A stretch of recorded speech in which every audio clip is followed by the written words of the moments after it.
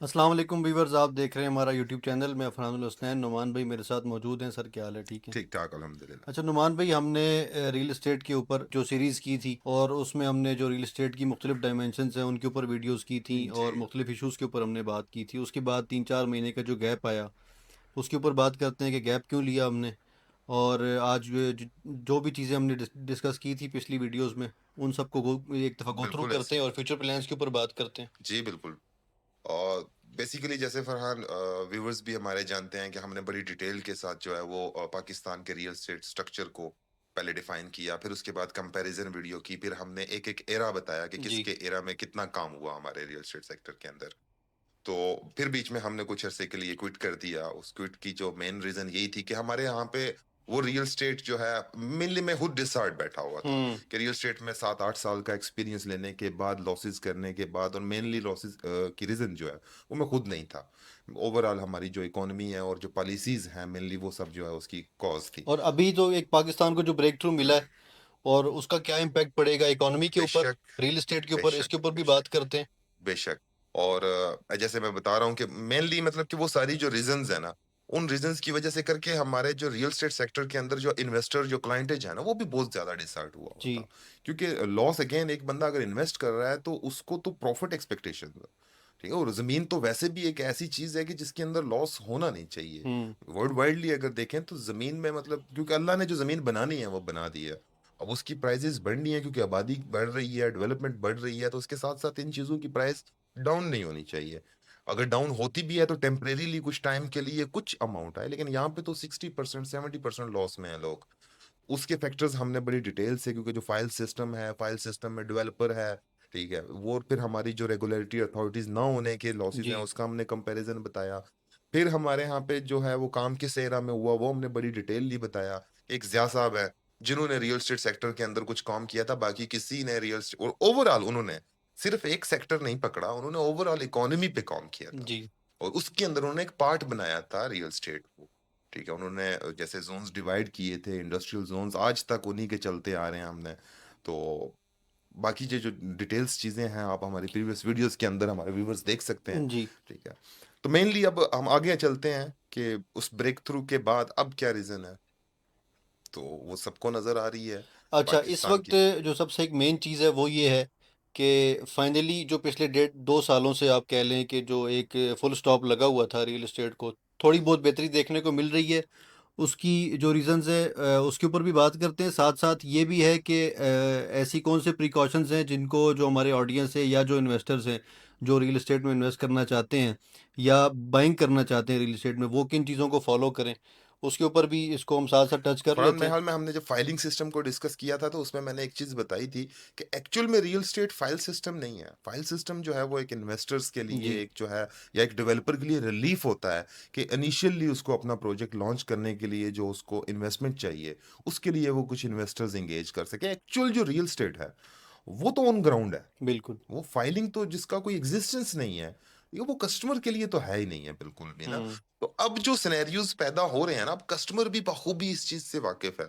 और बीच के जो टर्नओवर था जिसके अंदर हम कहते हैं कि रियल एस्टेट सेक्टर जो है वो फॉल कर गया, गिर गया, डाउन हो, नहीं, बिल्कुल भी नहीं। मेरे ख्याल में ये मैंने बताया था, काम है, काम रहेगा, बिल्कुल। जेन्युइन क्लाइंट्स का। हाँ, जो अच्छा काम ठीक है, शुरू से कर रहे थे डेवलपर जो वो आज अच्छा भी काम कर मौजूद है। रहे थे, जो ऑन ग्राउंड का काम कर रहे थे, जो एंड यूजर का काम कर रहे थे, हम्म। उनके लिए हमेशा काम रहेगा। उनके लिए कभी काम बंद नहीं होगा, क्योंकि ये रिक्वायरमेंट ही ऐसी है कि अगर फॉर एग्जांपल एक घर के 4 फर्द हैं, वो ग्रो कर रहे हैं, उनकी शादियां होती हैं, उनकी फैमिलीज बढ़ रही है, तो उन्होंने एक्सपेंड करना है। बिल्कुल। उन्होंने या घर चेंज करना है या उन्होंने घर सेपरेट करना है, तो ये काम कभी भी रुकेगा नहीं, हम्म। ठीक है। और ये काम रहा है हमेशा से, और यही है एक्चुअल और जेन्युइन काम।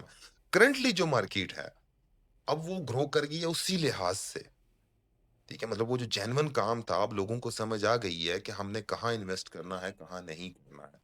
और दूसरे नंबर पे ये है कि अब जैसे हम भी बता रहे हैं और मोस्टली लोग जो हैं वो गाइड करते हैं कि जेन्युइन चीज की तरफ आए, जो चीज ग्राउंड के ऊपर है उसकी तरफ आए या अच्छे डेवलपर्स की तरफ जाए। अगर आपने फाइल के अंदर भी जाना है तो बहुत सारे ऐसे अच्छे डेवलपर्स हैं।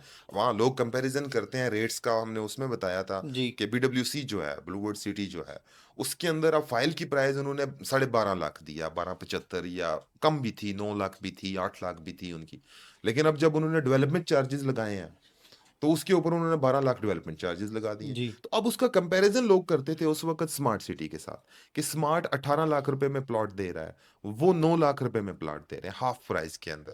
लेकिन डिफरेंस आ गया, उन्होंने 3 लाख डेवलपमेंट चार्जेस लिए, इन्होंने 12 लाख डेवलपमेंट चार्जेस ले लिए। बिल्कुल। फिर स्मार्ट जो एक अपना लेके आ रहा है, स्ट्रक्चर लेके आ रहा है और इंफ्रास्ट्रक्चर है, वो कभी भी बीडब्ल्यूसी नहीं दे सकता, या कोई और प्रोजेक्ट भी इवन नहीं दे सकता, क्योंकि उनकी जो चीज़ें हैं, ठीक है, वो उनके ऊपर बहुत ज़्यादा, एक तो इंटरनेशनल जो है वो सारे आर्किटेक्चर्स, डिज़ाइनर्स और कंपनीज़, उनकी इन्वॉल्वमेंट है और स्टैंडर्ड है, हुँ। ठीक है? और इस पे भी हमने बड़ी डिटेल के साथ शायद मैं वीडियो बनाई थी, या बनाने का इरादा था, हाँ जी, की थी ठीक है बिल्कुल ना? उसके ऊपर एक कि वीडियो। वो जो स्ट्रक्चर और वो जो चीज़ें हैं, वो हमारे पास इंटरनेशनल जो है ना, कम्युनिटी की एक मतलब अच्छा चलें बेस के ये ऊपर तो है, एक मतलब जैसे ठीक है? जैसे स्मार्ट सिटी है या और जो दूसरे अच्छे प्रोजेक्ट्स हैं इनके ऊपर हम एक डिटेल वीडियो और अलग-अलग बिल्कुल कर लेंगे। करेंगे हम। आज मेरा ख़्याल है कि हम वो सारी चीज़ों को एक दफ़ा रिवाइज़ कर लेते हैं कि कहाँ से हमने स्टार्ट लिया था। उसमें सबसे पहले जो वीडियो हमने की थी उसमें रियल एस्टेट को ओवरऑल हमने डिस्कस किया था। उसके बाद फिर हमने जो रेगुलेटरी अथॉरिटीज़ हैं उसके जो हमने हमने कंपैरिज़न। डिफरेंशिएट बताया था जी, गल्फ, तो उसमें हमने बताया था कि जो गल्फ है, उस गल्फ के अंदर जो मल्टीपल स्टेट्स हैं, जिन्होंने रियल स्टेट को अपनी इकोनॉमी का पार्ट बनाया, तो यहाँ जी, पे एक अगेन चीज है जो सोचने वाली भी है और समझने वाली भी है। पार्ट बनाया है, टोटल रियल स्टेट के ऊपर डिपेंडेंसी नहीं नहीं उन्होंने है। लाई अपनी। इवन दुबई को भी देख लें, तो दुबई ने भी पार्ट बनाया और वो आज भी गोल्ड के सबसे बड़े डीलर हैं दुनिया के, जी, ठीक है? उसके साथ उनके बाकी बिज़नेसेस जो हैं, टूरिज़्म है, वो भी चलो रियल एस्टेट से कोरिलेट है, लेकिन टूरिज़्म भी उन्होंने डाउन नहीं होने दिया। तो रियल एस्टेट एक पार्ट रहना चाहिए, वो पूरी इकोनॉमी नहीं चलानी चाहिए। ऐसे ही है। प्लस उसके ऊपर रेगुलेटरी मस्ट है, क्योंकि रियल एस्टेट इतनी बड़ी एक फील्ड, मतलब आप कह लें इंडस्ट्री है ना, कि उसको आप रेवेन्यू उससे इतना जनरेट कर सकते हैं ना, लेकिन जब तक उसको आप लीगलाइज़ नहीं करते, उस पे चेक एंड बैलेंसेस नहीं रखते, गवर्नमेंट अपने अंडर नहीं करता। यही गलती मेरा ख़्याल है खान साहब बिल्कुल ने की मैंने थी कि उन्होंने वो एमनेस्टी सिर्फ़ रियल एस्टेट के लिए ले आए थे और वो एक ऐसा टाइम था कि उसमें मेरा ख़्याल है कि जो अदर बिज़नेस वाले थे, जो लोग थे, उनको भी चार्म नज़र आया इसमें, वो सारा कुछ छोड़ के इसमें आ गए और तो देखें, इसमें उसमें। अगेन हमने उसी वीडियो के खान साहब का जो कंपैरिजन बताया था, उसके अंदर हमने ये चीज़ बताई थी कि शायद उनके पास कोई वे एग्जिट होता, लेकिन उनको वो टाइम ही नहीं मिला, उनको वो मौका ही नहीं मिला, उससे पहले ही नाअहली मिल गई उनको, ठीक है? तो अगेन अगर उनके पास नहीं था, तो आने वाली स्टेट जो है उसको उसका जो है एग्जिट प्लान करना चाहिए था, बिल्कुल। नहीं किया गया। उन्होंने इस सेक्टर या इसके अंदर जो मुंसलिक लोग थे उनको लॉस बेयर करना, इवन मल्टीपल लोगों ने सुसाइड्स की हैं, हमारे ही फील्ड के भाइयों ने सुसाइड्स की हैं, क्योंकि वो इतने ज़्यादा कर्जे में डूब के हुए थे, और शरीफ आदमी के पास आखिरी ऑप्शन वही बचता है। तो ये एग्ज़िट तो चीज़ें जो तब है, मिलता है ना जिस वक़्त कोई एंट्री आप दे रहे हैं, किसी को सेफ एंट्री दे रहे हैं। यहाँ तो जो सबसे बड़ा इश्यू जो हमने बात भी की इसके ऊपर कि किसी के पास कोई यहाँ पे एक ऐसी चीज़ें थी ही नहीं कि जिनको फ़ॉलो करके आप रियल एस्टेट में आ अच्छा मैं सकते मज़े थे। की बात बताऊँ ना, समहाउ अगर देखें ना, तो एंट्री अब प्लान हो रही है। जैसे अब न्यू मेट्रो सिटी है, सबसे ज़्यादा ओवरसेल जिसने किया है प्रोजेक्ट ने, वो न्यू मेट्रो सिटी ने किया था, गुजर खान ने। जी, बिल्कुल। और इस वक़्त जो है वो नैब रिकवरी दे रही है, और अभी थर्ड फेज़ चल रहा है उसकी रिकवरी का। तो समहाउ आप कहेंगे ना कि वो प्लान अब बन रहे हैं, क्योंकि शायद हुँ, गवर्नमेंट को भी इस चीज़ का एहसास होना शुरू हो गया है। प्लस छोटी-मोटी एमनेस्टीज़ भी अब आना शुरू हो गई हैं, जैसे अभी पंजाब के अंदर टैक्स रिलीफ मिला है, हुँ। कि जिन लोगों की स्टाम्प ड्यूटीज़ जो हैं वो 3% थी, अब वो 1% कर दी है, ठीक है? तो मतलब इन चीज़ों से अब जो है इम्पैक्ट पड़ना, और फ्यूचर में हम देख रहे हैं कि शायद कुछ बड़े स्टेप्स भी गवर्नमेंट ले इसके रियल एस्टेट के क्योंकि अंदर। ये एक चीज़ ऐसी है कि पिछले मेरा ख़्याल है कि हमने भी फ़ील किया और जो भी इस फ़ील्ड से मुंसलिक था उन्होंने ये चीज़ फ़ील की होगी कि गवर्नमेंट ने इसको बिल्कुल साइडलाइन कर दिया था रियल एस्टेट को। अब उनको इस चीज़ की समझ आ रही है कि ये एक ऐसी इंडस्ट्री है कि इसको हम बिल्कुल आँखें बंद नहीं कर सकते इसके ऊपर। सर, तो अच्छा है कि अगर इसके ऊपर कोई काम हो जाए इसकी रेगुलेटरीज़ के ऊपर तो उसका कोई बेनिफिट आ जाएगा। अगेन वही बात है कि अच्छा है अगर हो जाए, डर हाँ, लगता है अगेन कि फिर से वो ना हो जो पहले कर गुजरे हैं। लेकिन ये है कि देखते हैं, इंशाल्लाह उम्मीद है, हुँ, बेहतरी की उम्मीद है, क्योंकि अगेन मैं जैसे बताऊं कि रियल स्टेट से हट के अगर आप चीज़ों को कंपेयर करेंगे ना, तो आप ओवरऑल देखें ना कि आपकी अभी एक चीज़ ग्रो नहीं करी। आप स्टॉक को देखें, जी, स्टॉक इस वक्त पाकिस्तान के रिकॉर्ड ब्रेक्स किए हैं उसने बिल्कुल। अपने पिछले कुछ टाइम पीरियड के अंदर। फिर डॉलर इतना कंट्रोल रखा हुआ है, ठीक है, कि डॉलर को भी इन 2 सालों के अंदर जो है वो इस तरह, मतलब जिस तरह पहले होता था कि कभी बिल्कुल ही जो है वो कंट्रोल से आउट हो जाता था, उस चीज़ को कंट्रोल किया गया है।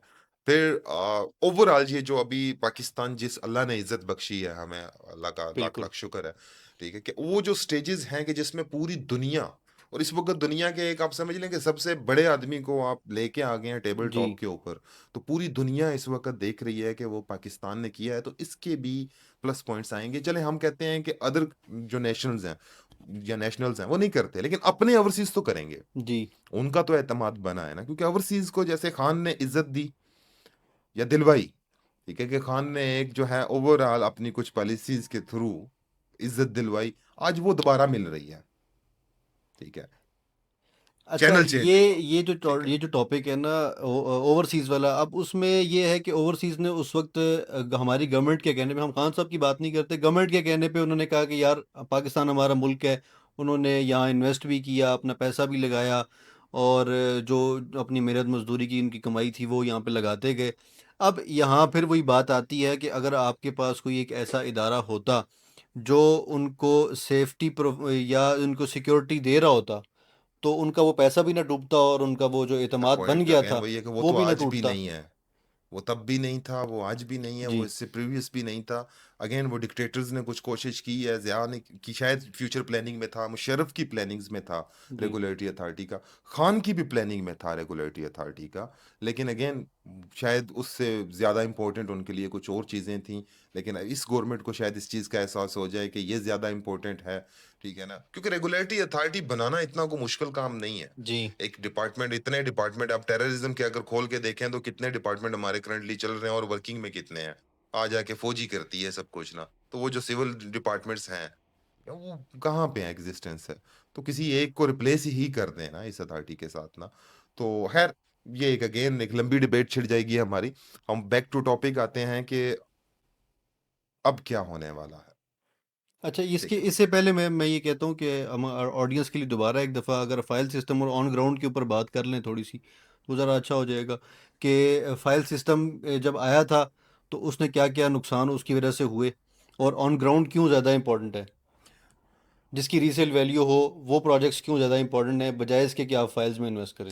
देखें अगेन फर्स्ट ऑफ ऑल तो ये है ना कि नॉन एनओसी प्रोजेक्ट्स जो हैं उसको भी अलाउ है, कि मतलब उनके एनओसीज के भी स्टेजेस हैं, जी, ठीक है ना। तो मीन के जो सेलिंग है वो ओवर होती है, तो फाइलिंग में जो है वो सबसे ज़्यादा लॉस आता है, ठीक है। नंबर दो के ऊपर क्या पॉइंट है कि विदाउट डेवलपर की मतलब जो क्रेडिबिलिटी है उसको देखे हुए, मतलब जो है, मतलब मैं बनाना चाहता हूँ तो कुछ क्राइटेरियाज हैं, उनको खोलूंगा, खोल के मैं बस ठप्पे लगाता जाऊंगा और फाइलें बेचता जाऊंगा, ठीक है, कोई मेरा बैकग्राउंड नहीं देखा गया, कोई कुछ नहीं।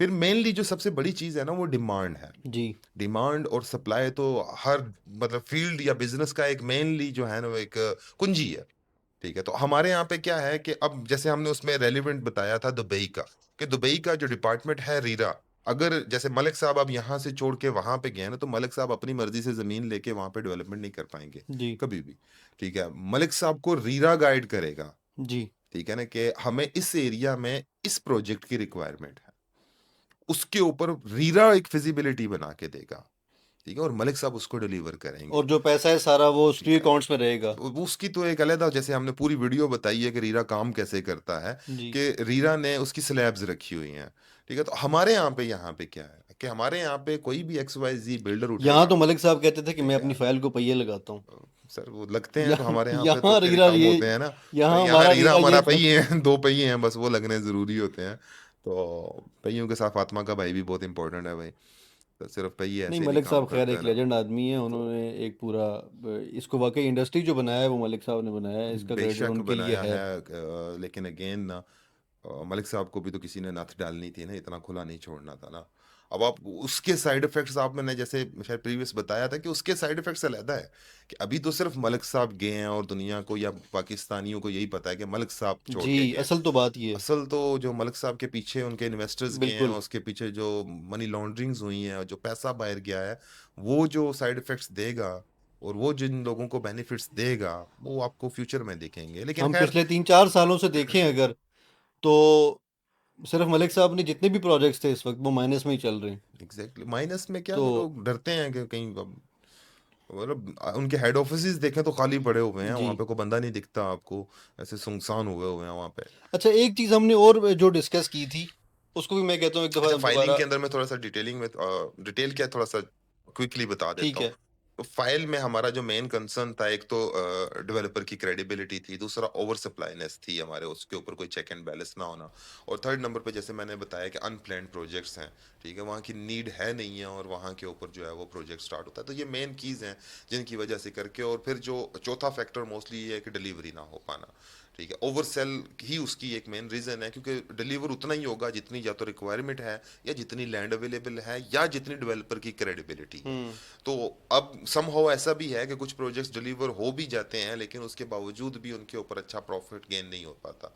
रीज़न यही है कि वहाँ पे उसके ऊपर डिमांड नहीं है, वहाँ पे डिमांड, उस उसकी एरिया नीड ही के नहीं अंदर थी वहाँ उसकी पर। नीड ही नहीं थी, ठीक है। तो ये सारी चीज़ों को कंट्रोल करना, या इन सारी चीज़ों को देख के आप प्रोजेक्ट के अंदर इन्वेस्ट करना। हम आगे चलेंगे, आगे नेक्स्ट वीडियो के अंदर मैं आपको बताऊंगा कुछ प्रोजेक्ट्स ऐसे होंगे कि जिनके अंदर करंटली जो है ना आप इन्वेस्टमेंट्स कर सकते हैं, और वो बेस्ट हैं इस वक्त की मार्केट में, और क्यों बेस्ट है वो भी मैं गाइड करूंगा आपको। उसमें हम सिटी टू सिटी चलेंगे कि हर सिटी में देखिए, अगर आप, मेरी क्योंकि स्पेशलिटी पिंडी इस्लामाबाद की है, मैं मेनली आपको जितना नॉलेज भी है वो पिंडी इस्लामाबाद का प्रोवाइड। ठीक। अच्छा नुमान भाई, मैं यहाँ पर एक चीज़ और हमने डिस्कस की थी, उसको भी मैं कहता हूँ कि एक दफ़ा हम डिस्कस कर लेते हैं कि जी जी। एक वो जो एक हवा चली थी ख़ास तौर पर पिंडी इस्लामाबाद में, कुछ कंपनीज ने अपने प्रोजेक्ट्स लॉन्च किए थे और मंथली रिटर्न्स के नाम पे उन्होंने बड़े अच्छे अच्छे पैकेज बनाए थे। इसको इसके क्या नुकसान हुए थे, और आज ये चीज़ किधर पहुंची हुई है? अच्छा, ये एक पूरी ना चेन ही अलग है, मतलब हम्म। इसका जो कंसर्न है ना, ये पता नहीं कहाँ से आते हैं। खैर, हमने भी एक पंगा लिया था ऐसा ना, तो वो गल्फ रिटर्न ही थे, हम नाम नहीं लेते हैं उनका। तो ये शायद वहाँ की पॉलिसियाँ हैं जो अगेन एक अच्छी रेगुलेटरी के अंडर शायद कामयाब रही हैं, लेकिन यहाँ पे तो अगेन कोई चेक एंड बैलेंस ही नहीं है, तो यहाँ पे तो बस उन्होंने नहीं, पैसा वहाँ खटक भी के निकल तो गए। जो है ये वो जो डिलीवर्ड प्रोजेक्ट्स हैं उनके ऊपर होता है ना, या अभी ये किसी ने अगर अ, नहीं, डिगिंग शुरू की है तो साथ ही मटली देखें, आना इसको शुरू हो मैनेज गया? करना या ये सारा, ये एक बेसिकली इसमें इन्वॉल्व बैंकिंग आ जाती है फिर प्रॉपर ना। जिस हम्म। तरह अब बैंकिंग हमारी काम करती है, अब बैंकिंग में हम पैसा देते हैं, हमें उतना ही पैसा वापस मिलता है जब तक हम एफडी नहीं करते या बिल्कुल। सेविंग अकाउंट नहीं लेते हम ना। तो वो बैंकिंग कैसे मैनेज करता है, अपने एम्प्लॉयज़ को इतना फैसिलिटेट कैसे करता है, फिर वो बैंकिंग के जो बैंक के शशके हैं वो कैसे पूरे करता है, एक्सपेंसिव रेंट कहाँ से देता है अपने, तो वो सारा एक जो एक मतलब सिस्टम है ना, वो एक अलहदा चीज़ है। तो ये वहाँ से इंस्पायर्ड लोग हैं, जिनका बेसिकली मैं थोड़ा सा अगर समझाऊं, क्योंकि जिस प्रोजेक्ट में हमने काम किया था तो हमने उनसे सवाल किया था कि आप इसको मैनेज कैसे करेंगे। तो उनका सिंपल सवाल था कि जैसे फॉर एग्जांपल हम 1 करोड़ के ऊपर ना 0.9% दे रहे हम्म। हैं, इनके 90,000 रुपया हमने मंथली जो है उस बंदे को रेंट बैक देना है। तो अब वो तकरीबन 12 महीनों का बन जाता है 11 लाख रुपया, जी। ठीक है। तो वो कहता है कि हमने जब उससे 1 करोड़ लिया है ना, तो हम पहले ही 11 लाख साइड पे कर देते हैं, कि वो 11 अच्छा। हमारा आए ही नहीं हमारे पास, ठीक है।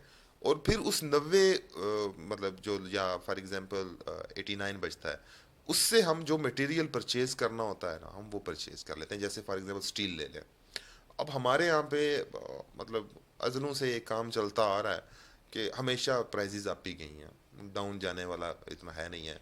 तो अब उसमें क्या फ़ायदा होता है कि 1 साल पहले स्टील परचेज किया हुआ और 1 साल बाद की जो प्राइस है जब उनका यूज़ में आ रहा होगा ना, तो उसमें कम से कम 40 से 50 लाख रुपए का गैप आ जाता है। हाँ जी।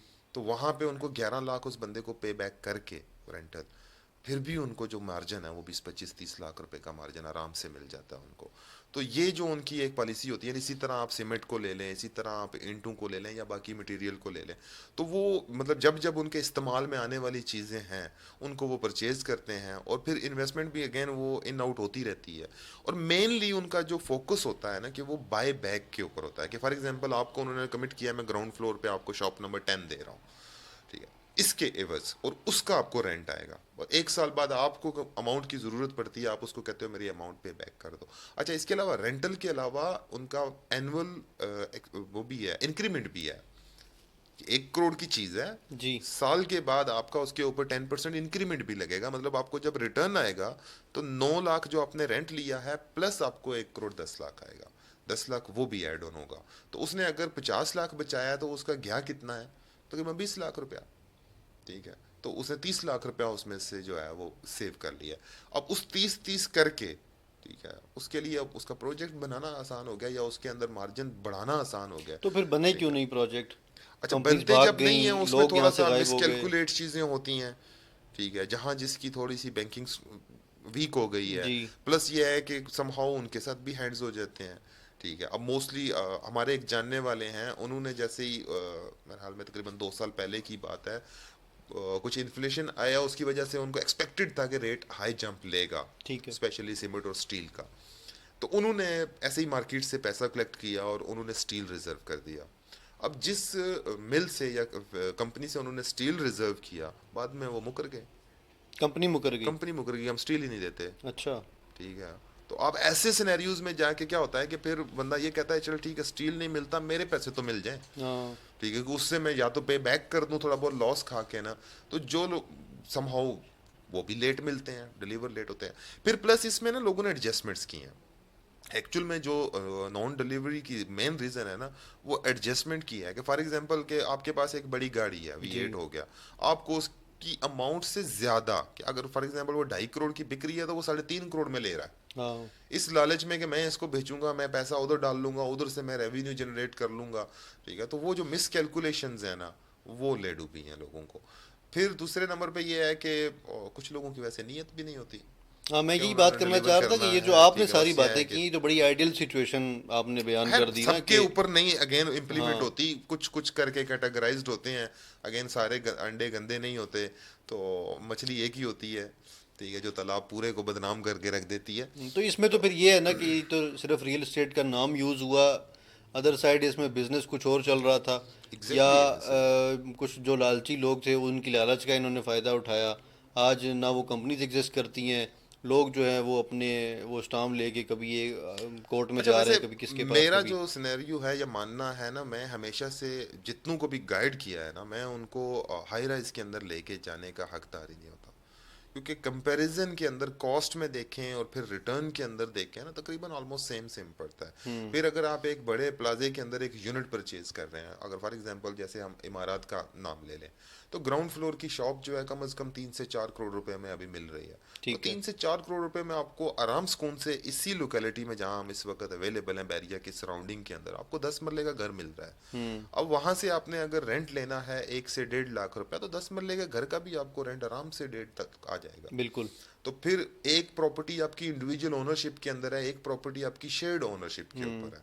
कल को डिमोलिश होता है, गिरता है, ठीक है, तो उसके अंदर आपको फिर मतलब वो एक लंबा सिनेरियोज है।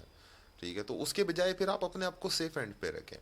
अगर कमर्शियल एक्टिविटीज़ के अंदर जाना भी है, तो मेरा हमेशा से यही सजेशन है कि फिर भी सिंगल ओनरशिप के अंदर जाएं, छोटे यूनिट्स की तरफ चले जाएं।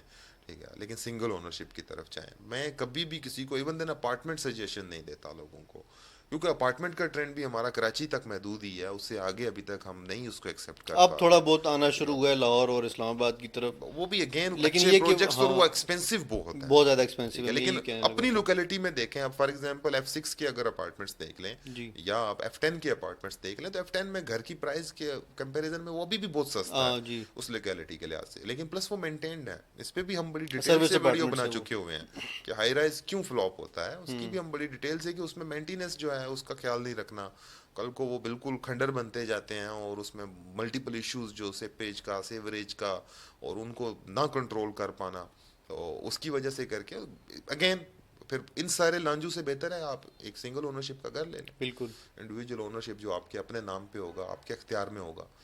और ऑन ग्राउंड की जो वैल्यू आपके पास है वो आपको एक हाई राइज नहीं दे सकता। एग्जैक्टली ऐसे है, एग्जैक्टली ऐसे।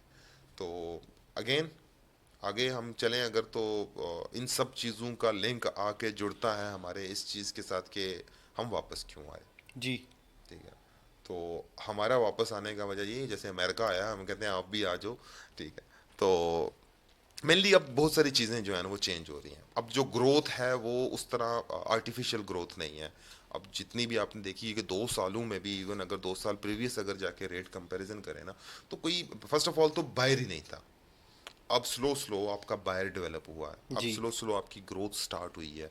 अब जो चीज़ पहले बिकने का नाम नहीं ले रही थी, अच्छी चीज़ें हैं वो अब बिक रही है, पहले अच्छी भी नहीं बिक रही थी, अब अच्छी चीज़ें जो हैं वो बिकना स्टार्ट हुई हैं। तो आहिस्ता आहिस्ता इंशाल्लाह अब इसका जो प्रॉफिट है वो भी जनरेट होगा। लेकिन अगेन एक्सपेक्टेशंस हैं, कम होगा, स्लो होगा, लेकिन जेन्युइन होगा, जेन्युइन एक्चुअल होगा। होगा। ठीक है, वो टेम्परेरी नहीं होगा बिल्कुल भी।